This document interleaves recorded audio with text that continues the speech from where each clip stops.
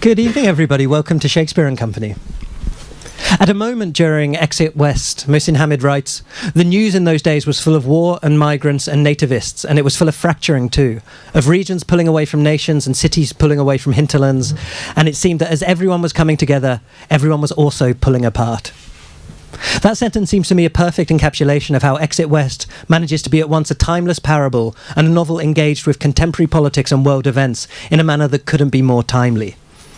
At the book's heart is the love story of Nadia and Said, who meet just as their city reaches a tipping point between peace and war, and whose relationship will inevitably be shaped by this conflict and their attempt to flee from it.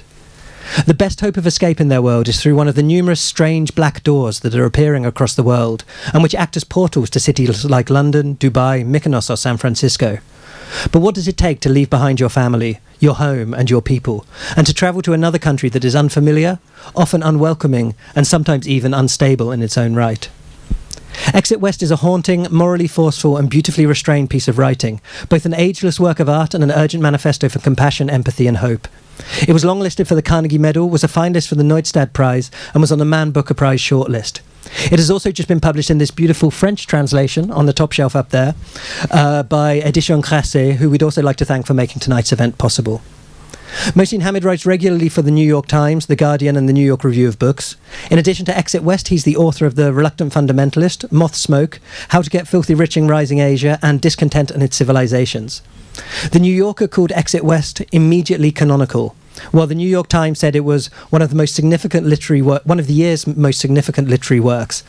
It also featured on many Book of the Year lists, including recently the one released by President Barack Obama. Please join me in welcoming Mohsin Hamid to Shakespeare and Company. Thank you. So, perhaps we could begin with a little reading to introduce the book to people. It's a real pleasure to be here. Thank you all for coming. I was telling Adam and others earlier that I've come into this bookshop on many occasions when I passed through Paris. And there's something for me, quite romantic about actually sitting here reading to you. It's one of these sort of writer dreams come true. This is how the novel begins. In a city swollen by refugees but still mostly at peace, or at least not yet openly at war, a young man met a young woman in a classroom and did not speak to her for many days. His name was Said and her name was Nadia, and he had a beard. Not a full beard, more a studiously maintained stubble. And she was always clad from the tips of her toes to the bottom of her jugular notch in a flowing black robe. Back then, people continued to enjoy the luxury of wearing more or less what they wanted to wear, clothing and hair-wise, within certain bounds, of course. And so these choices meant something. It might seem odd that in cities teetering at the edge of the abyss, young people still go to class. In this case, an evening class on corporate identity and product branding. But that is the way of things, with cities as with life. For one moment we are pottering about our errands as usual, and the next we are dying, and our eternally impending ending does not put a stop to our transient beginnings and middles until the instant when it does. Said noticed that Nadia had a beauty mark on her neck, a tawny oval that sometimes, rarely but not never, moved with her pulse. Not long after noticing this, Said spoke to Nadia for the first time. Their city had yet to experience any major fighting, just some shootings and the odd car bombing, felt in one's chest cavity as a subsonic vibration like those emitted by large loudspeakers at music concerts. And Said and Nadia had packed up their books and were leaving class. In the stairwell he turned to her and said, "Listen, would you like to have a coffee?" And after a brief pause added, to make it seem less forward, given her conservative attire, "in the cafeteria." Nadia looked him in the eye. "You don't say your evening prayers?" she asked. Said conjured up his most endearing grin. Not always, sadly. Her expression did not change. So he persevered, clinging to his grin with the mounting desperation of a doomed rock climber. "I think it's personal. Each of us has his own way, or her own way. Nobody's perfect, and in any case..." She interrupted him. "I don't pray," she said. She continued to gaze at him steadily. Then she said, "Maybe another time." He watched as she walked out to the student parking area, and there, instead of covering her head with a black cloth, as he expected, she donned a black motorcycle helmet that had been locked to a scuffed-up 100-ish cc trail bike, snapped down her visor, straddled her ride, and rode off, disappearing with a controlled rumble into the gathering dusk. Thank you.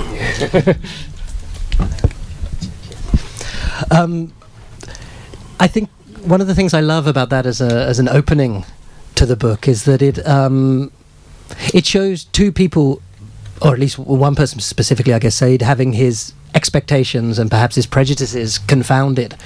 And I think perhaps particularly for Western readers, for European readers, it does the same thing to us in a way as well. When you present Said as bearded and you present Nadia in her dark robes, and then immediately kind of whip that rug out from under us.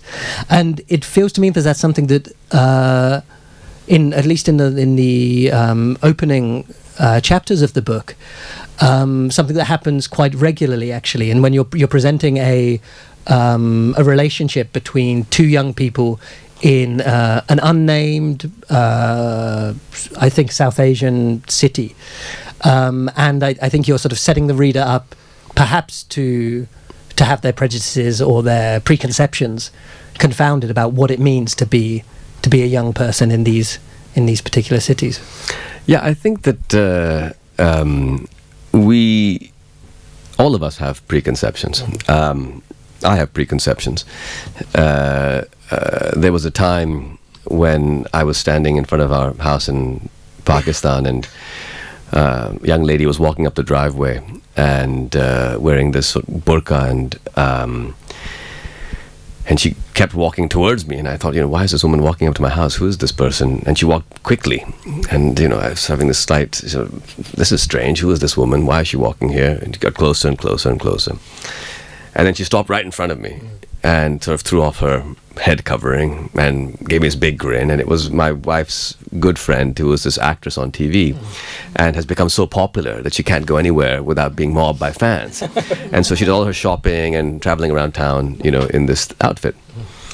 And I think it's not necessarily that I hope to disabuse the reader of preconceptions. It's that I believe we all have preconceptions, actually, about the way people dress, but also about, what a gender means, about what it means to be a migrant, about what it means to live in a particular place or travel through time. And I suppose in the novel, what I'm trying to do in those opening chapters, but throughout the book, is to view people with a degree of compassion that lets me and hopefully the reader see beyond those initial things. And it's interesting because I think there's, as I said in the introduction, there is a certain tone which one might associate with perhaps a fable or a parable, and yet one thing that parables do is tend to sort of to categorize people, to sort of perhaps confirm certain stereotypes rather than disabuse them of us. And just resting with the relationships as well, because I think there are lots of things both sort of very recognizable and universal about the relationship with Nadia and Said, but also with Said's parents as well, which I think is, it's not one of the major plot points of the book, but the descriptions of their relationship, which is again is a sort of a relationship of an older generation, again is something which personally I found sort of very touching, and again that's sort of slightly confounding at first. There's so Said lived with his parents, and Nadia has left her family. She wanted to go after university to live on her own, and her family thought this was a bad idea, and she had a terrible break with them. And their city is descending into a kind of civil war, and Nadia will not have the opportunity to repair that break with her family. Said, on the other hand, is living with his parents, has a very different relationship with them. And that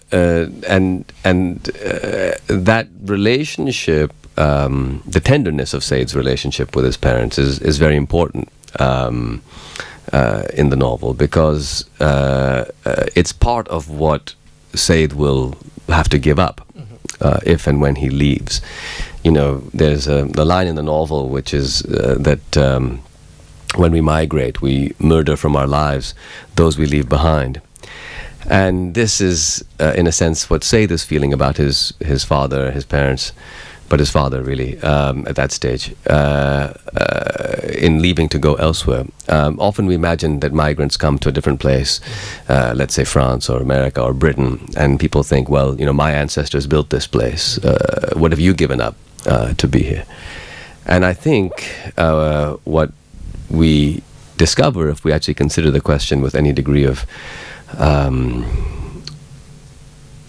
rigor, is the migrant gives up everything. You've already given up everybody you love. You've given up every restaurant you've been to, every song you've heard, all the people you know, and there's an incredible emotional violence that occurs. Sometimes it's unavoidable. One has to, for the sake of survival, go, and sometimes it's avoidable but still preferable to staying. But in some senses, the Said's family and the closeness of their bond is very important to the novel, because the breaking of that bond is something that echoes through this story, but I think echoes the story of everybody who moves countries. And in fact, it echoes even across generations. Sometimes there'll be somebody second or third generation who still is picking up emotional resonances of that rupture in love that occurred 50 years before. And you say that sometimes the decision to leave is unavoidable and sometimes it isn't. But as you say, very often it is a question of survival. And so what we discover in the opening chapters of Exit West is the disintegration of a city, and portrayed, I found, at least in a very harrowing way, by not by sort of being particularly graphic in the descriptions, or by particularly sort of hammering home any of the sort of atrocities. The thing I found most harrowing was the way it was presented very much as a sort of little by little, step by step. And as you said in the bit that you read, one moment we're pottering around our errands as usual, and the next we're dying. I also think of a moment where you describe militants taking over the stock exchange, and sort of it's something which is sort of resolved by the state. And there's this line, almost kind of a throwaway line in the thought of, I think it's Said, of probably less than 100 dead. And it's sort of this sort of atrocity is sort of slowly being absorbed as normal. And in a way, that for me was one of the most disturbing things about this portrait of a city, is kind of how far something can get and how much it can be absorbed before people decide to act. Living in Lahore in Pakistan, which is where I live, the starting city in the novel, the unnamed city, could be many places. Enough details have been withdrawn that different readers have read into it, places that they come from, or that they've seen in the news. I used Lahore as the starting point for that city. And in particular, the novel is born out of a kind of nightmare. Living in Lahore in Pakistan, I think that Pakistan is unlikely to descend into this kind of bloody civil war. I think that Lahore is unlikely to see these circumstances. But I can't say for sure that it won't happen. And it's kind of this fear that seizes me every few weeks, or maybe sometimes more often. If something is happening, if there's a suicide attack, or if one knows somebody who knows someone who was assassinated, or who... at Lahore, the level of violence is, I would say, not different from many large cities. It just happens to be that this violence is of a terrorist kind of or extremist kind of dispensation. But the violence that drug cartels wreak in Mexico City, actually per capita, probably is much worse. But it creates this feeling, and so it's sometimes Lahore feels like it's crumbling a little bit, and then it seems to come back. And the novel was about, well, what if that crumbling continues? What happens next? And it isn't that difficult to imagine that or to have a nightmare of that, because, Lahore is this ancient city with ancient monuments, been inhabited for many, many centuries, and has, in some senses, withstood the test of time. But there's been a lot of bloodshed also in those many years. But the other great ancient cities, as you proceed west from Lahore, cities like Kabul and Baghdad and Damascus and Aleppo, these are cities we grew up reading about in our school books. And now you see what is happening in these cities, and you think, my city is like Baghdad. It's like Damascus. I think of these cities as ancient cities of Southwest Asia. And so that fear comes in, and the crumbling of the city. But as I began to explore it, I started to realize that the nature of large cities today is such that perhaps all of us have a slight fear that our cities might crumble, and that it takes different manifestations in different places. In New York City, perhaps it's that conservative people from the middle of the country will overrun New York and change the way of life. In Miami or New Orleans, it's that a big storm will flood the city. In Milan, it's that Italy is ejected from the euro and the currency becomes worthless and everybody's pension is destroyed. In Paris, it's that the citizens of the suburbs will enter into a civil war with the citizens of the center. We each have a variation, because we live in these large cities which require millions of people to behave decently. And if that stops, the whole thing doesn't work at all. It's an incredibly fragile situation, dependent on people behaving normally, decently. And so in the novel, this gradual disintegration is when they stop behaving decently. And obviously it was a very deliberate decision on your part as a novelist not to name that city, because other cities that we spend time in as the novel progresses are named and are identified, and this one very clearly isn't. Was it to give it that sort of universal sense that, like, this isn't specifically, for example, a Pakistani problem. This is a problem that could be in any city, in any country. The nameless city opens it up to the reader to make it their city, or the city of their lover, or the city of their grandfather, or the city of that they've seen in the news, or as they choose to inhabit it. I tried to write novels that leave a lot of space for the reader to fill, that they can make into their novel. You can make into your novel, and that was part of the reason. The other part of the reason is that there's so many narratives being told about the impending collapse of Pakistan, which I don't think is a correct narrative. I don't think Pakistan is actually on the verge of collapse. It could happen, but it could happen to America too. Sure, yeah. And it's also, I think, unlikely that Pakistan will suddenly emerge as a new Switzerland. I think Pakistan is likely to continue as it has, with very serious problems, but also some measure of improvement, potentially. So I didn't want to write a Pakistan is collapsing novel. But the last part of it was, I think it would have slightly broken my heart to subject Lahore in fiction to what happens to the city. Yeah. It's a bit like saying, if you were to write a novel with a character named after your mother and described like your mother, and then give that character cancer. It's a heartbreaking situation, because of course your mother could also get cancer, and of course Lahore could encounter this. It's not beyond the realm of possibility, and I just didn't have the heart to do that. And obviously, what we've talked about so far, it seems to strike a very realist note in a way. Like, this is it seems to engage with contemporary problems and in certain cases real cities and things like that. And yet at the heart of the novel as well are these mysterious black doors. And this is something which I think, I'm reluctant, and in fact I'm not going to get you to sort of try and to sort of say what are these all about then, because I think it's one of the sort of enigmas at the heart of the novel that in a way should probably remain unexplained. And yet I'm just interested to know at what moment you sort of conceived the idea to depart from something which sort of quite a similar story might have been able to be told without this particular, let's say, fantastical element. Well, the novel began with the idea of doors. So I first had the idea of doors, and then this novel grew up around it, which for me is unusual. Well, it's not unusual. I usually have an idea, I build a novel, but the idea completely fails, and I have to build a novel again, and it fails. And there's, Douglas Adams says that the secret to flying is throwing yourself at the ground and missing. And my approach to writing is draft after draft, where I throw myself at the ground and unfortunately smack right into it.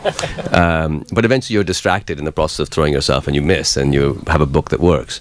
But this novel, weirdly for me, which is why it took 4 years as opposed to my usual 6 or 7 to write, is that the first idea kind of worked.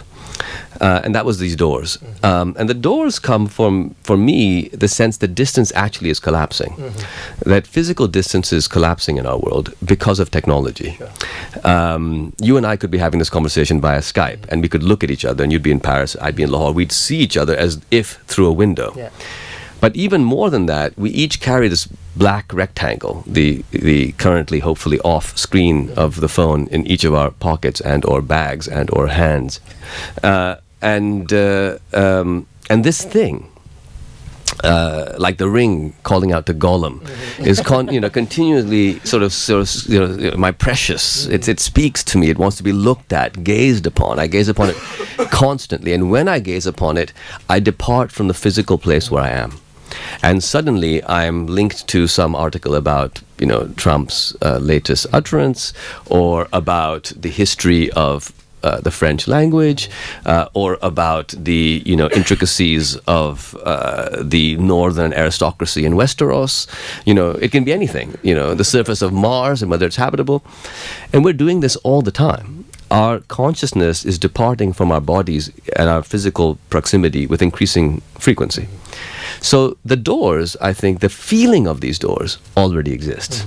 The novel, in a sense, I find, to me, is a realistic novel which doesn't obey the laws of physics in every respect. Because you can, I should explain what these doors are. So you are in your home, or you're in this bookshop, and there's a door, let's say, to your bathroom. But one day, instead of that door being a door to your bathroom, it's a black rectangle. And if you were to push yourself through this rectangle, you would cease to be in Paris and find yourself immersing in Kinshasa or Lahore or Tokyo or Buenos Aires. And these doors are opening, and people are moving.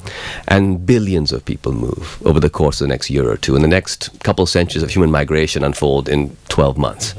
And the migration apocalypse occurs, which is another way of saying that human history continues as it has up till now. Sure. People keep moving. And so the doors enable all of this. But for me, what I was trying to go for, what I try to go for in all of my novels, is a kind of emotional honesty, which is best achieved by being slightly skewed to what people call reality, because what we call reality is something we've agreed to believe in, even if it is not true. Sure. So you and I think that this table is solid, but physics tells us that actually it's mostly empty space with a few atoms scattered across it. I believe I'm a nice guy, but sometimes I behave like a complete, ass. And when I do that, I say, well, wasn't myself. But I was myself. I simply was not true to the story, the false fiction of myself that I tell. And so what we call reality, it is very worth questioning whether it's really real. And in the novel, and all of my previous novels, in some way, reality gets moved around a little bit, not to create unreality, but to try to come to something that feels truer than what we normally describe reality as being. And yet with, because I think the readers will come across that sort of, the parallel with the black rectangles and technology. And yet in a sense there's a cruel irony with that as well, in that sort of, we could have been having this conversation with me in one city and you in the other, but if there is some sort of militant crackdown on a particular area, or even governments have it in their powers to shut off telephones right on cue. Yes, it's the intelligence services tuning in from 1936. Yeah. But in a sense, there's this kind of promise of distances shortening, and yet, should governments decide, it's necessary, suddenly those distances can be can be imposed again. And indeed that happens at a moment between Nadia and Said. Well, the hose can be squeezed, but the pressure on the hose is such that the squeezing is likely to be ineffective. I mean, I think that when we talk about governments restricting migration, we tend to have a very, very short historical perspective, and we think that this year or this decade it's happening. It's unlikely to be sustained, I think, the squeeze on migration, for the simple reason that the evolution of human societies towards greater equality. Some time ago, if you were in the American South and you had dark skin and you were called black, which was an invented term, so that people could be white, this sort of mutual invention occurred, and those who could be black would be slaves. But today, we think that if you have black or white skin or brown skin or whatever, you are equal. If you're a man or a woman, you're equal. If you are religious or an atheist, you're equal. If you're gay or straight, you're equal. We will not long be able to hold on to the position that if you were born in Paris or you were born in Mogadishu, you are not equal. That view is a kind of denied equality which will not survive over time. Because we have no basis for saying this. Why should the child born in a place where they face death be able to speak freely, be gay, happily do whatever they want? But if they want to leave that place and live, they have no right to do this. I think in the future, humanity will look back at this moment and say that we were as bizarre as we think that slaveholders were 150 or 200 years ago. Now, this might take some centuries to occur, but I think it's inevitable for the simple reason that when we deny equalities, it's very difficult to deny just a few of them, right? So what happens is that you try to deny just one, and you say, well, we won't let the migrants in. But, 50 years ago, Africa had half the population of Europe. 50 years from now, Africa will have 4 times the population of Europe. Climate change is going to occur. We're doing nothing to stop it. People will move. And then the question will be, do we kill them? Do we militarize our borders to stop them? And even if we do that, and we're willing to have armed drones and militaries patrolling and keeping the people out, some will get through. And then we need to find those people. And so we will need to have a Gestapo-like force that goes around finding the migrants who made it. But not just those migrants, because how will we know who they are? Other people who look like migrants, perhaps, will have to be caught. And then there'll be some people who have native-born ancestors going back for centuries, but who are helping the migrants. They, too, will have to be caught. And you wind up in a situation where all equalities begin to crumble. It's far easier to not do this, actually. So I suspect that over time, this whole conversation is going to change. And I think it's not going to change some dystopic hell, where like now we all live in this terrible world where everything is destroyed. Instead, it's going to change that so many of our problems are going to require global solutions. Climate change, migration, how do we regulate technology? Countries can't do it by themselves. Because if one country decides not to allow AI to do everything, some other country will let AI do everything, and that country's military will crush the first country. These things need humanity to engage. So from my standpoint, when you said that, we're in a moment where migration is being stopped, I suspect that this moment will be short-lived. And in the arc of human history, it will not be significant from the centuries and millennia to come. And indeed, in the arc of human history, this very concept of nation-states is incredibly young. Yeah, there is humanity, and there are people. There are even cities, towns, villages. But nations are a fiction that we've chosen to believe in because it is helpful to us. But if and when nations start mainly to divide us and make us want to be at war with each other to protect the nation, we have to ask whether they are still useful. And so I think things are going to change. And I think partly, for me, what I want to do with this book and what I think is a project for artists and for the culture generally is, how do we begin to articulate a world where people actually can be equal in all these dimensions, their sexuality, their belief system, their speech, where they were born, that is better than this world. That is better not just in Mogadishu and Lahore, but also in Paris and New York. I think we can actually do that. But to do that, we have to first imagine that that's the direction of travel, and then start dreaming of a nicer version of it, which we are failing to do at the moment. And in fact, one of the things I found very impressive about Exit West was the fact that it's a book which, in one sense, is very sort of clearly sort of, let's want to say, on the side of equality and on the side of the sort of the rights of the migrant, and yet it doesn't at the same time deny, what we might call, let's say, the teething problems. I mean, there's sort of like, particularly I think the second half of the book, it seems almost an investigation in how these mass movements of people might affect cities, and what positive effects they could have, and also what negative effects they could have. Well, I think if we say that we have to have compassion for the migrant, what we have to understand is that the term migrant is something we must broaden from people who move from one place to another. Somebody who lives in the same place and witnesses that place change is also undergoing a migration. You can't simply say that somebody who's seeing their city or town change and is feeling a sense of loss is a xenophobic, racist troglodyte. This person too is experiencing migration. They too are experiencing the loss of something. That must be acknowledged, and there has to be compassion for that.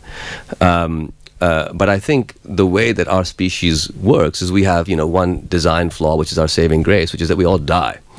And what that means is that, on the one hand, if we acknowledge this in each other, that we are all sort of migrants on a journey that leads to this end point, we can sort of broaden our sense of compassion for each other, because you too are going to die, and so am I. And if we stop ignoring this reality, as we currently do, and pretend it's not going to happen, we can think differently about life.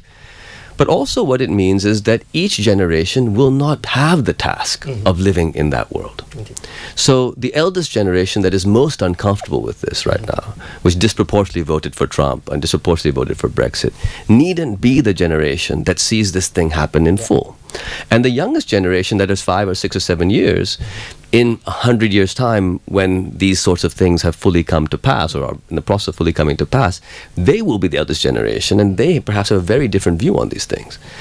Because my children, for example, are connected in an online world at the ages of 8 and 5, when they go into Roblox or Minecraft or whatever, with every other kid on planet Earth.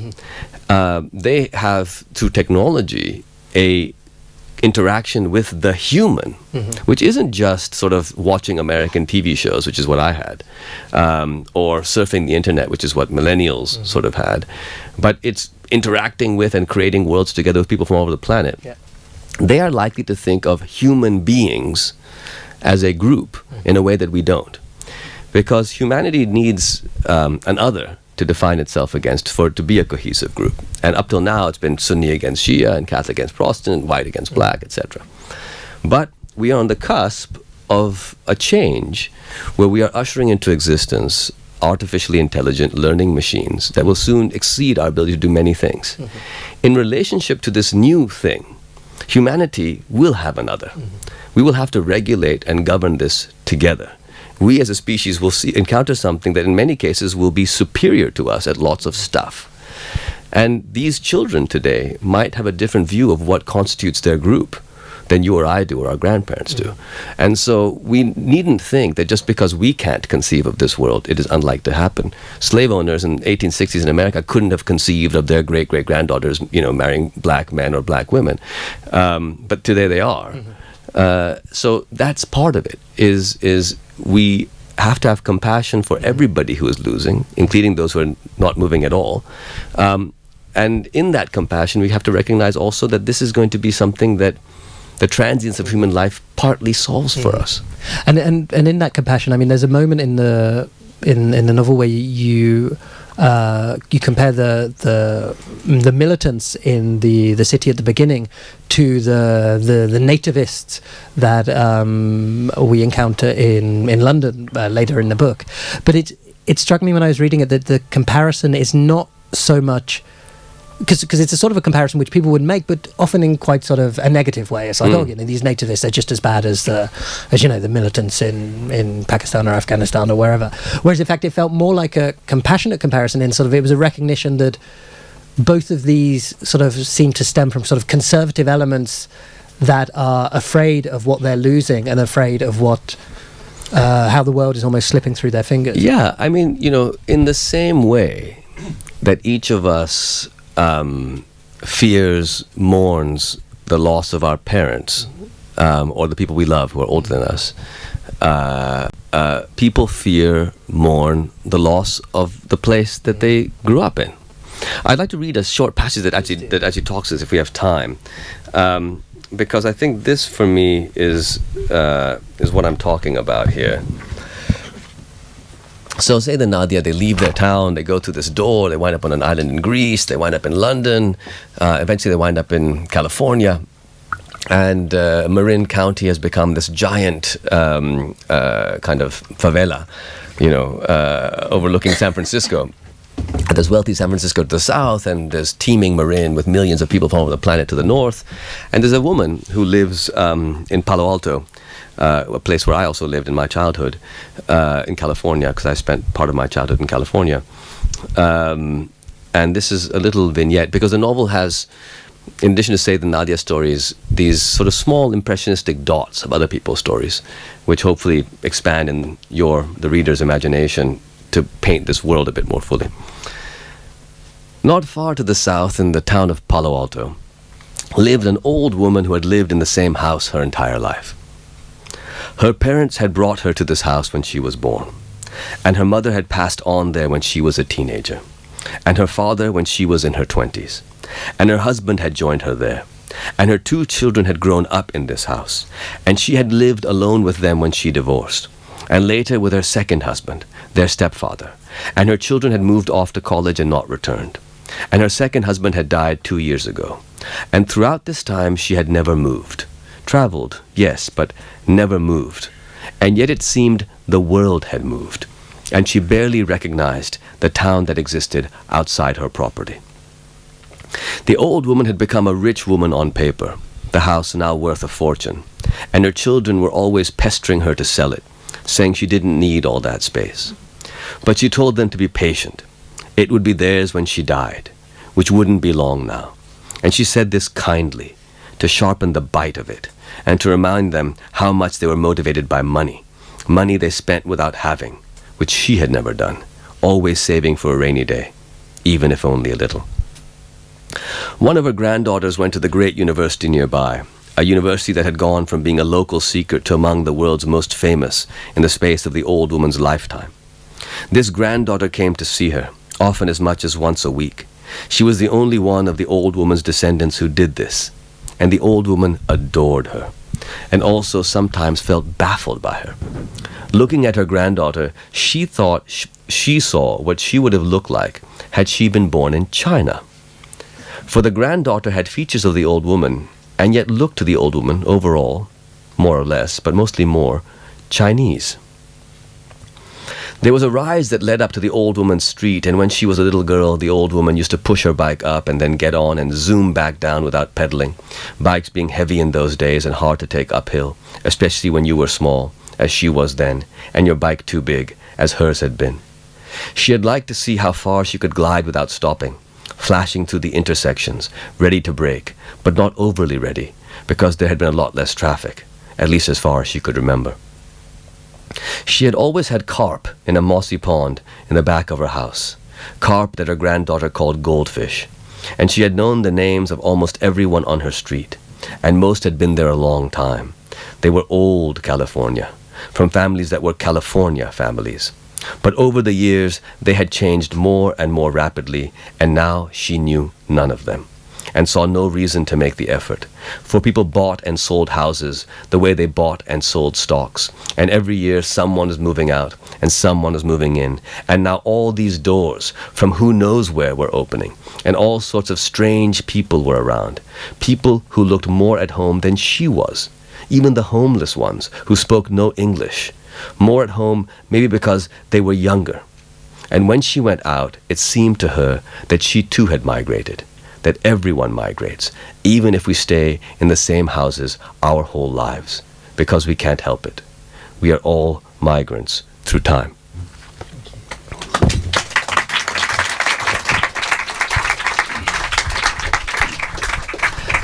Indeed, that was the final thing I wanted to address before opening up to questions from the audience. So if you have a question from Mohsin, get it ready. We'll get a microphone to you in a moment. But it's indeed that sentence, the final one you just read us, we're all migrants through time, which I think does underline the essential universality of the story that we find in Exit West, whether that be the love story between Nadia and Saeed, whether that be the migration story. You take us on a journey from something which feels perhaps quite particular and specific, and to a lot of people quite alien at the beginning, to something which, in a sense, unites us all. Well, the love story between Nadia and Saeed is a kind of first love. Mm-hmm. And like many first loves, it's a story which means that it preceded a second and perhaps third love. And so it's something transient. Mm-hmm. And I think in the novel, what I very much want to explore is the false illusion that we are being given today of permanence. Mm-hmm. needs to be questioned. That we can live without getting old. We should maintain our appearance the way it is today. That our countries can perhaps not change. That things can stay the same. But nothing can stay the same. And so this is a love story which explores the idea that it is transient, but at the same time beautiful. Because so much of human culture has, until very recently, been about teaching people or exploring with people the notion that human life is transient, it comes to an end, and yet it is possible to be optimistic and to find beauty and compassion within it. When we try to pretend that things don't change and don't end, we're engaged in a kind of falsehood. And that falsehood has huge repercussions, because right now, in a world where part of the world is turning away from religion, but instead of continuing to speak of these questions that were formerly considered spiritual questions, we are instead left to fend for ourselves in an uber-capitalist mode where each anxiety we have is not to be resolved, but actually to be marketed to. Or alternatively, remaining within a religious context, which is increasingly political, about us versus them, group dynamics, Sunni versus Shia, or Catholic versus Protestant, or whatever, atheist versus Muslim. And in that dynamic, again, the self is not a significant question, and therefore the fact that the self is temporary is not a significant question, and we're all unmoored. We live in a world today where the temporary nature of the self is being unaddressed from all sides to a degree unprecedented. And so, understandably, we are confused and depressed. And one of the signature forms of violence that we see around us is the suicide bomber. But the suicide bomber is a suicide. You know, this is somebody killing themselves. Why is suicide seen as the way to answer this? Because there's a complete loss of understanding. Monstrous things are beginning to occur. And even before, where, for example, there was a notion of what a good death consisted of. How does one die well? We have so abandoned even the discussion of that topic that somebody committing suicide can imagine that it is a good death to take 50 other people with you. And this is not an isolated occurrence for suicide bombers. This is young kids going to their school and shooting 50 other people. This is all kinds of stuff. So I think that what we need is to revitalize this conversation about topics that were formerly called spiritual, but may or may not be, depending on whether you believe in a spirit. But a conversation that's open to all human beings, that doesn't avoid this stuff, that accepts transience and looks for beauty and looks for strategies to cope with it. And if we look, what we'll find is there are many such strategies in every tradition. And we have an enormous human heritage to draw from. And if we draw from the whole of it collectively, we are very well equipped.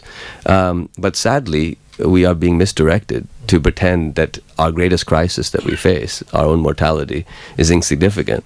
And we are being made into monsters as a result. On which note, it's over to you.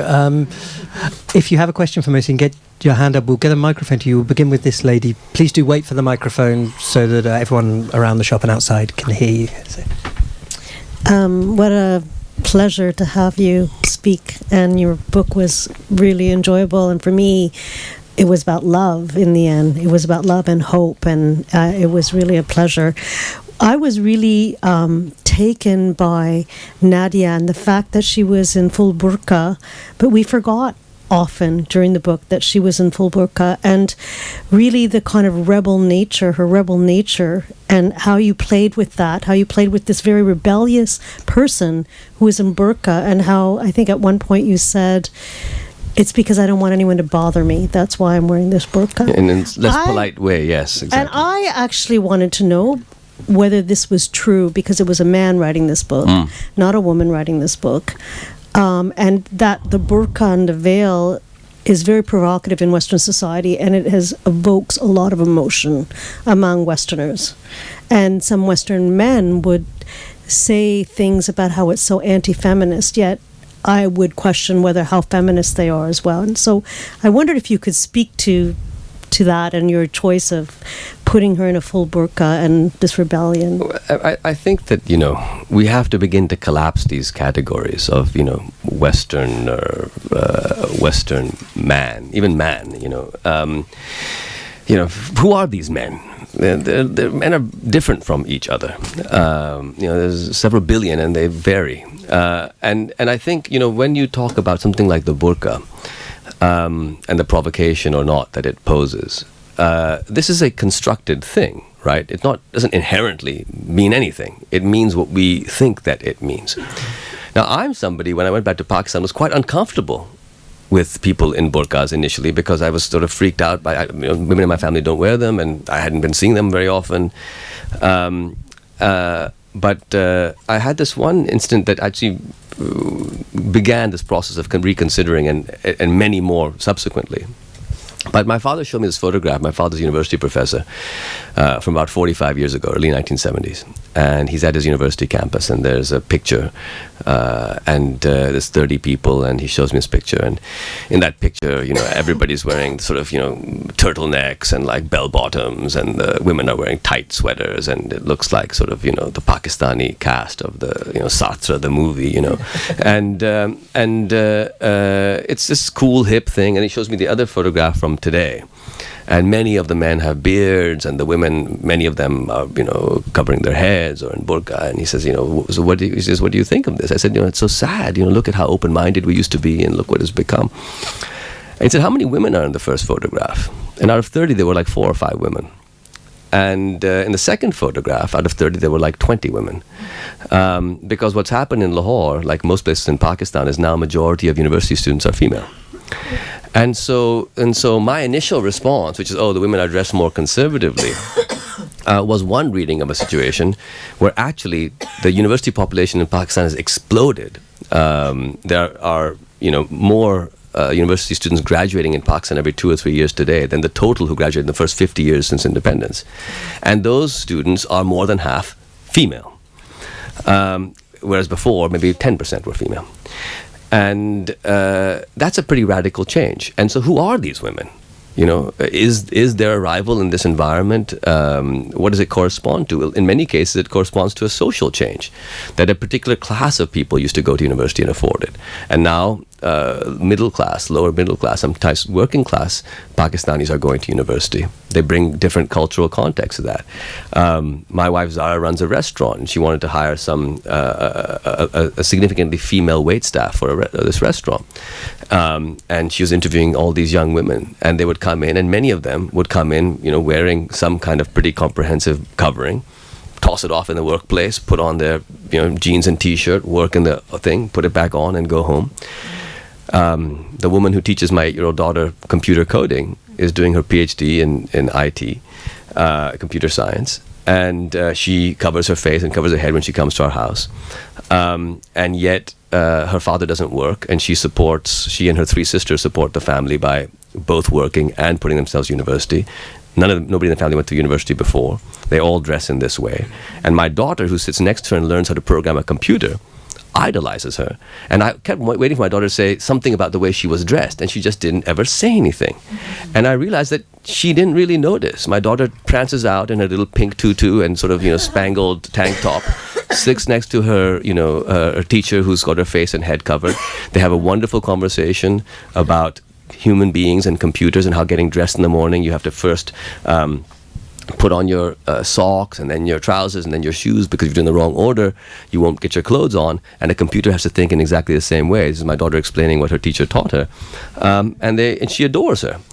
And so lived encounter very quickly causes these kind of stereotypes to collapse.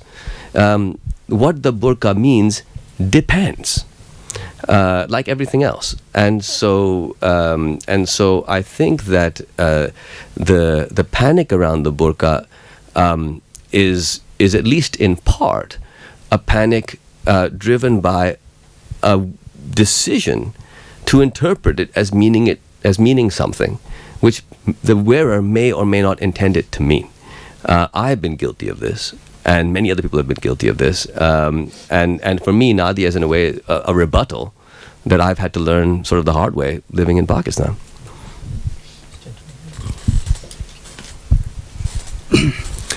Hi, my name is Kevin. I'm from California. I was really moved by your book. I've never lived in a city while it was at war, but I felt like your book kind of transported me there, largely because of the moving details. And one that kind of stays with me is when you were writing about how people's relationships to windows changed, because death can come through a window at any moment by a bullet or shrapnel. And you wrote about how Said's family put a bookshelf or a mattress over the window, but enough to let the light come through. And I was just wondering, and there are other details like that, how much of that was inspired by imagination, or did you interview people or read people's accounts or personal experience? You know, I didn't do any research for the book, and I tend not to.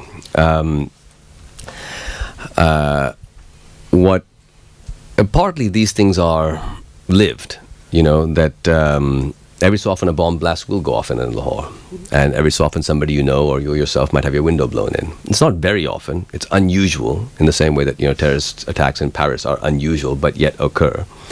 And you begin to sort of pick up a feeling for this thing. Somebody living on a main road next to a bank tells you they put this blast-resistant film on their window pane. You're like, what, blast-resistant film? What does it do? And then they start telling you about it. So you begin to pick this stuff up.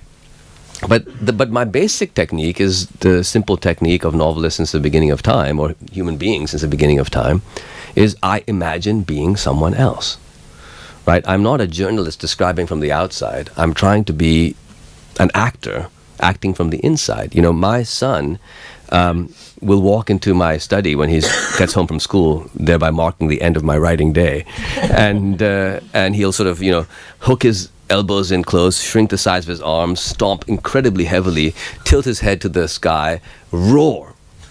And he will be a T-Rex in that moment, you know, or Godzilla. And he will stomp around the room, and he is that thing, right? My daughter, you know, can become sort of Wonder Woman, or she can become whatever she's fantasizing about in that particular vampire. She can, and we've all done this as children. This is what human beings do. We try on other identities until somebody tells us that we're not supposed to do that anymore, because it's natural to do that. And so the way I tried to write this novel was, for each of the characters, what would it feel like for me? And what I think, in a sense, for me, one of the distinctions between fiction and non-fiction, not always, because the two things blur into each other, but quite often is that non-fiction is trying to describe from the outside something which is occurring in these situations. The reporting we get from a war zone, for example, is somebody trying to describe from the outside, for the most part, not always. You know, Anne Frank is a very different sort of non-fiction, but the normal, you know, reporting that we get. For me, it was, instead, the project is, what does it feel like to be this person? And in the case of, for example, Nadia, you know, what does it feel like to be this woman? And so the question I think about for novelists isn't, you know, do we only have permission to write characters who are identical to ourselves? I think that is a very stifling notion. I think the question we have to ask is, here's a human being pretending to be somebody else.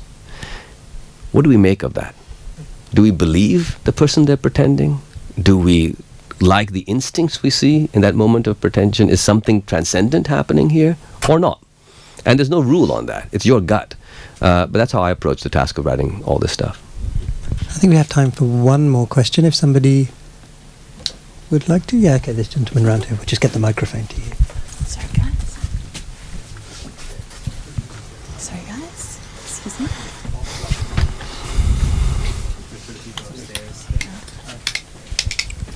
So thank you. I found your talk fascinating, and the bits I've read in the book sounds great.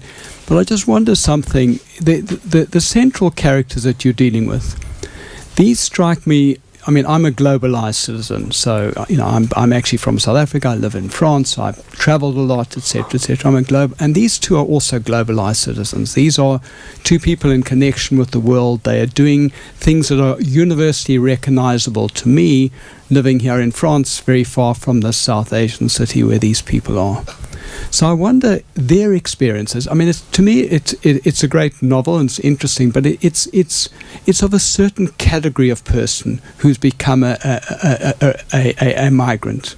Many migrants today, of course, the many that we are seeing are really not from the globalized middle classes. They're from elsewhere. They're not in touch with that globalized world in the same way as this couple are. So if you think about people coming from Eritrea or Yemen or whatever, these terribly scarred places who've never really had much, who've never really been globalized, their entrance into the globalized world to me is a very different, yes, they're also leaving behind, etc., but I want to say culture shock, that's a terrible word, but the gap between where they were and the world that they emerge into if they come to a country like France or UK or whatever is much greater, and I wonder whether their story is somewhat different from the story that you're telling here. No, I think you're right. I think everybody's story is different, and certainly say the Nadia as university educated people have a different outlook on life than somebody who's illiterate, for example. And they're city people. They haven't come from the countryside. All of these things make a difference. So a story about other people would be different. But if the question is, what does it mean when such people migrate? I think what we see at the moment is that migration is occurring. So, every year, 1 million or 2 million people come to the wealthy countries of the world. But every year, twice the population of France moves from the countryside to the cities of Africa and Asia. About 1 billion people a decade, 100 million people a year. This is a migration. The city of Lahore, where I live, was 3 million people when I was born. It's 12 million people today, and it's forecast to be 25 million people in 20 years' time. And this is happening to cities all over Pakistan. The Pakistani population has gone from being 90% rural to 50% urban, and will soon be 80%, maybe 90% urban in the foreseeable future. Now, when somebody comes from a small village with no electricity, illiterate, to Lahore, that migration that occurs is, for me, as big, in fact, as the migration from Lahore to Paris. Because Lahore has broadband and art galleries and universities and a gay dating scene, and I mean it's a big city. It also has extremist sympathizers and terrorism, and but there's a mass transit system in Lahore. You kind of know what it is as an airport. Now, what happens to those billions who are moving to the city, which is the bulk of human migration today? Very little migration is actually moving across borders compared to the internal migration. Those people are being absorbed. And in the space of a generation, are becoming urban people. And their kids are belonging to a world that is much closer to, say, than Nadia's. Now, the question is, what happens, for example, if those people come straight to a city like Paris? Well, what I feel is that, if Lahore is capable of somehow finding a way to absorb these people with infinitely less resources than a city like Paris, but more cultural similarity to the people who are incoming, is there a way for a place with much more resources, but much more cultural difference, to also figure out an answer? I'm not saying that just because Lahore can do it, Paris can do it, because the Punjabi villager is more similar to the Lahori than perhaps to the Parisian. But Lahore is doing it. And every big city in the world outside of the north is doing something like this. And this mass migration actually is also going to change the context, because, you know, when you see an 80% urban South, and urban people tend to go to school, they tend to have a very different kind of background, and then these people, for example, move out, I think they'll start looking a lot more like Sayyid and Nadia. But I think your point, their point is just because Sayyid and Nadia have done this relatively successfully in the novel, we shouldn't assume that others will do so, is an entirely valid point. And what I'm trying to say is not that we must, by next year, enter into a world of limitless movement. But I think if we can imagine that in 300 years' time, we will live in such a world, we can begin to at least orient ourselves in the right direction. For example, when we don't let a migrant come in, instead of treating that person as a criminal, we can say almost apologetically that although it is your right to be here one day, we don't have the courage or yet the gumption to allow you to come. It's a very different emotional relationship. And if you do come, you are not an usurper who has entered into this domain, but you are an adopted member of this family. And as an adopted member of this family, you shall be raised as one of our own. And I think then the conversation becomes something very different. So not to ignore the distinction you've made, it's a very valid distinction. But if the direction of travel is reasonable, I think so much anger can be drained from the debate. Which seems to me like a perfect point to leave it on. That is all we've got time for, although, as always, the evening isn't over yet. We will be serving wine, so please do stay around, continue the conversation with Mohsin, with each other. And of course, Mohsin will be signing books here. We have two English editions of Exit West, and of course the French edition, all available at the front there. So so there's a wide choice available to you. Otherwise, please just join me one more time in saying thank you very much to Mohsin Hamid. Thank you.